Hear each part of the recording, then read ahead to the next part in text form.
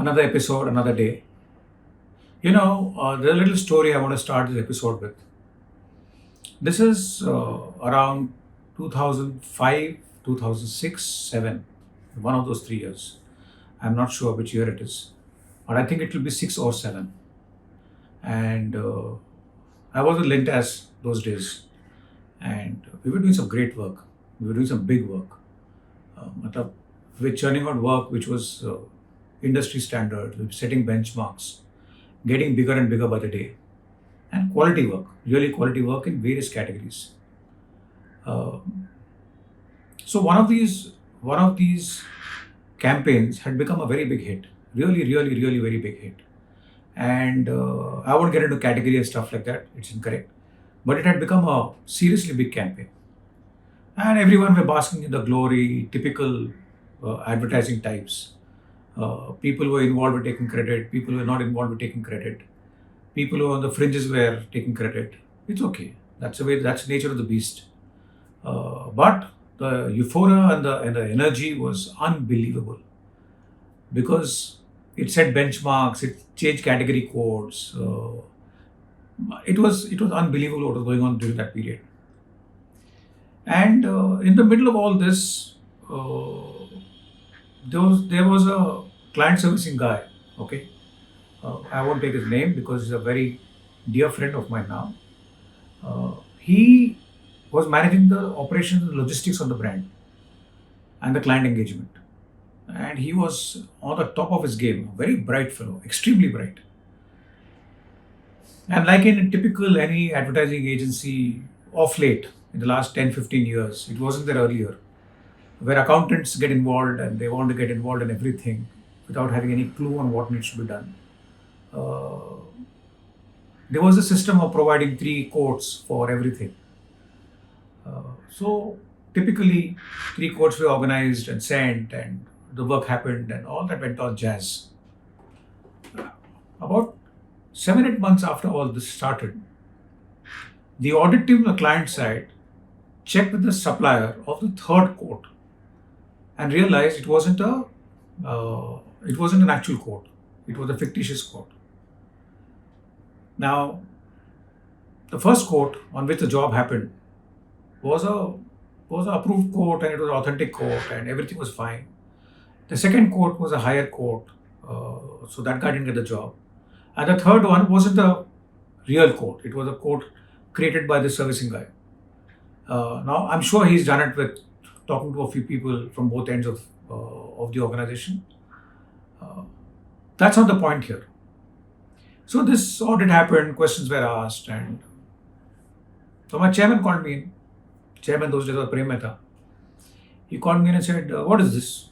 I said, "I have no idea. This is an operational issue. Some fellows raised an estimate, some fellows done the job, and life has moved on. And we are not even involved in the job. We only manage the logistics because some of the functions were managed by the client directly those days." Anyway, to cut the long story short, Prem said, "We have to get rid of this guy." I said, "No, he's a very good kid, very bright kid.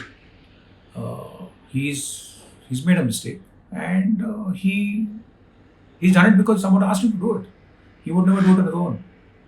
The third quote, the logo was downloaded, all kind of typical stuff." Anyway, we spent a couple of days, Prem and I, locked up in the room. Nobody in the organization knew about it.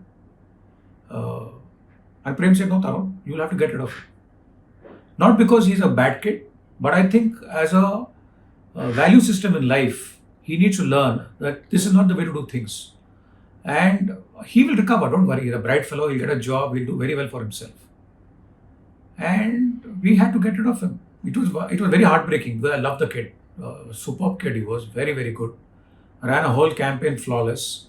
Um, and I think third day or fourth day we called him in and we actually asked him to leave. It was very, very heartbreaking because you work so closely with this guy for 20 hours a day in and day out, and then when you ask him to go for a bad reason, you feel absolutely stupid. Anyway, it was done and dusted. He left, and for me that day was a big learning, and a big learning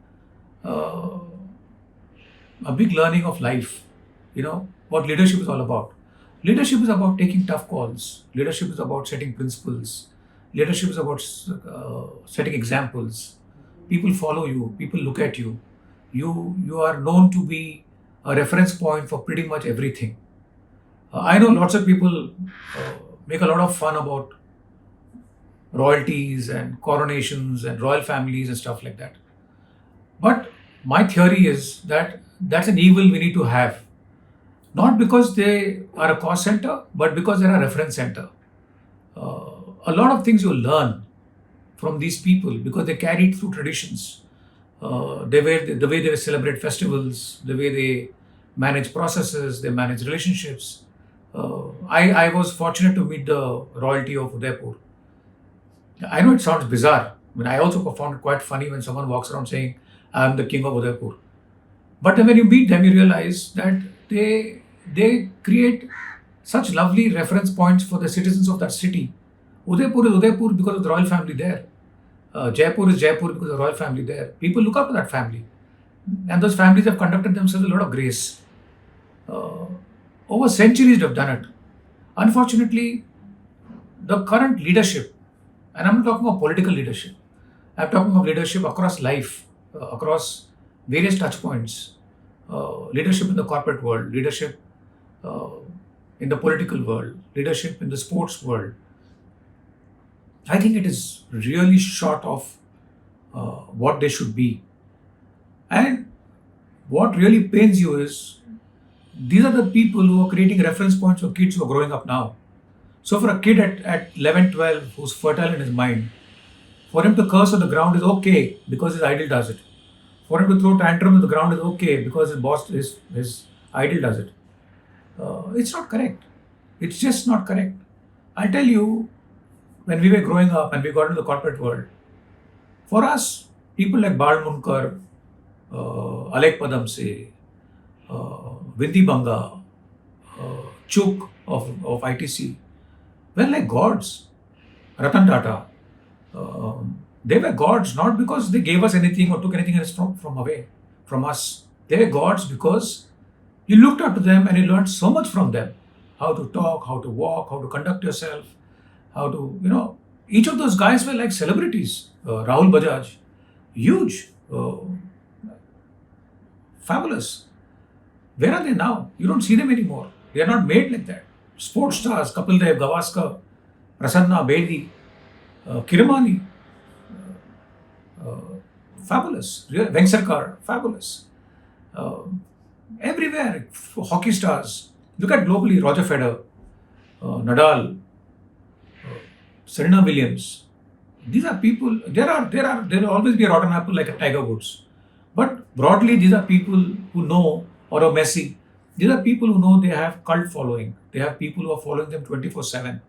These are people who are aware of their status in life. They create value systems, they create structures, they don't lie, they are very clean. You can make out that they don't play dirty games. Uh, what you see is what you get. Look at the Indian landscape. You have Dhoni, I think is fabulous. Sania Mirza, Sania Nehwal, Sidhu.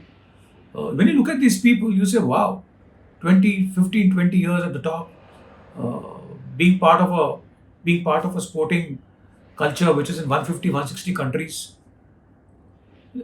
They are fabulous, really, really fabulous.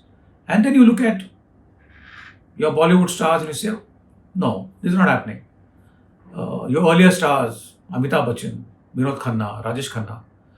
Uh, because where will you learn from? Where is your life learning from? Your school learning is from your school, but where is your life learning from? Your life learning is from all these people. These people have to take the moral, ethical, and cultural responsibility of helping their generation who look up to them to navigate their journeys. In the political landscape, I'm not getting into the big two because it's not a political debate. But I'm saying there are lots of other guys like Omar Abdullah, Naveen Patnaik. I can think of Uddhav Thackeray. Uh, what little I've seen of them, they look like really decent folks. You want to look at them and say, wow, I want to be like him. I want my child to be like this person. Uh, I think that's the biggest litmus test for any public figure. And I think India, because of its growth pattern, its trajectory, industries opening up, new people coming in, new sciences coming in, new technologies coming in, uh, startups all over the place, multimillionaires all over the place. You need to start creating reference points. You need to find leaders who are there for a generation to look up to, for a generation to learn from, for a generation to to follow.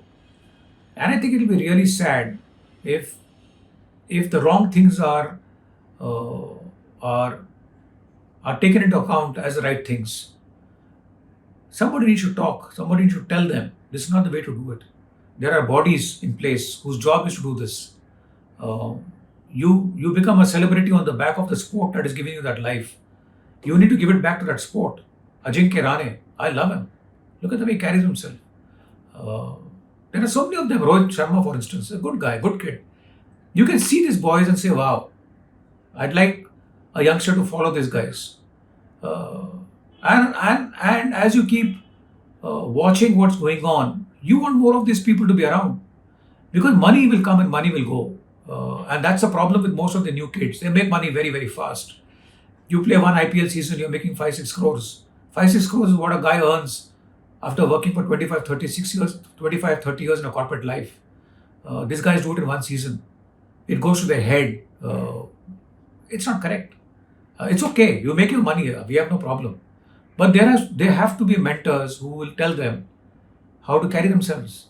I'll tell you, cricket is like religion in this country, and I've been following it like most of the people. I'm yet to meet a person who will tell me that there was a flaw with GR Vishwanath. I'm yet to meet a person. Uh, I mean, what an iconic person and what an iconic reputation. I think a lot of youngsters should look at him and learn. In fact, BCCI should call GR Vishwanath and get him to talk to the boys. We lost a test match because of GR Vishwanath's nicety. I really remember he called back Bob Taylor. And those days there was no TV and there was no DRS and all that nonsense. But that's leadership. Leadership is about being clean, transparent, respectful, honorable, and being very very participative. You can't be a leader sitting far away. It doesn't work that way.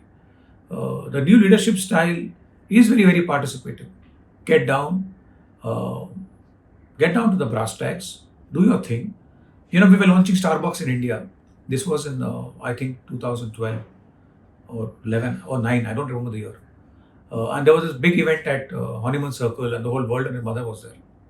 And there was someone from, I think the the owner of Starbucks was there. He was from wherever, Sweden, I think. Young guy. He was supposed to take over the company going forward. He was on the stage, and everyone from Tata's was there. And we were in the audience. We were some of the invitees, sat there, watched the whole show. Grand launch. Everyone got on the stage and went around networking. This guy got on the stage and went behind the coffee table. He knew exactly how to make the coffee. He sat with his boys, he sat with his kids, served coffee to everyone, and which is why Starbucks is what it is today. You don't become big by dictating terms, you become big by participating. So I think the reason I took this subject up today is because it's a subject that's been pinching me for a while now.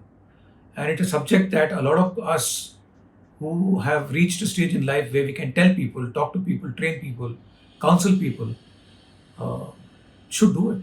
I think it's our job, responsibility. Uh, I think we should just step out and do it. Uh, People who've been selfish have destroyed companies, have destroyed organizations, have destroyed industries.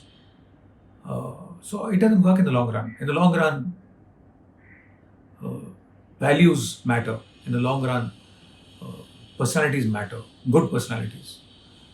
So yeah, that's my bit for today. If you can do your bit, you please do it. And I think we'll do a great service to the country. Chalo, all the best. Happy week. Bye.